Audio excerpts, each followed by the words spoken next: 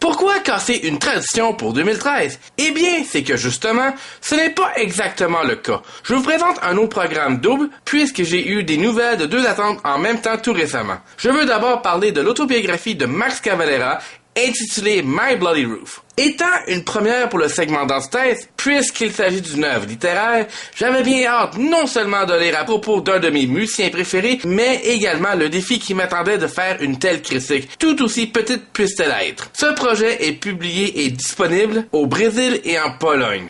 La femme et gérante de Max Cavalera, Gloria, m'a gentiment confirmé que le livre sera disponible au Canada, cependant en anglais, pour le 25 avril 2014. Je suis donc obligé de dire coussi coussa comme résultat, puisque le livre a été annoncé pour 2013, mais au moins, on a l'heure juste sur sa situation.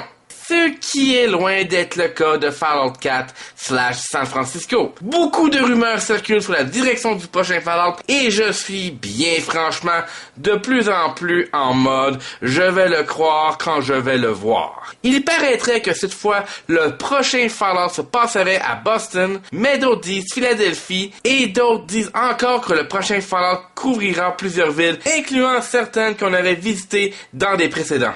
La voix de Treelog aurait travaillé sur le soi-disant projet, mais c'était ambigu.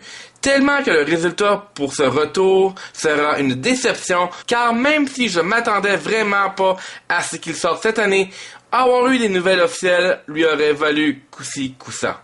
Et figurez-vous donc qu'alors que je travaillais très tranquillement sur mon montage, qu'est-ce que j'apprends? Que South Park The Stick of Truth a été encore retardé. Tu me niaises là? Et non. Fuck! Mais bon, ça, Cartman nous avait averti.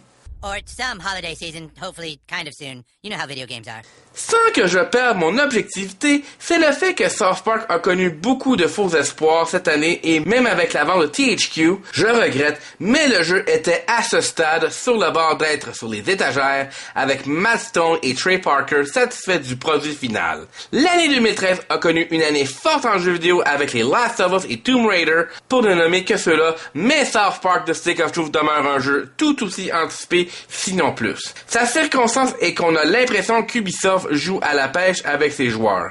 Remarquez que ce ne serait pas la première fois. Enfin, je suis formellement déçu de la situation et je ne suis pas le seul.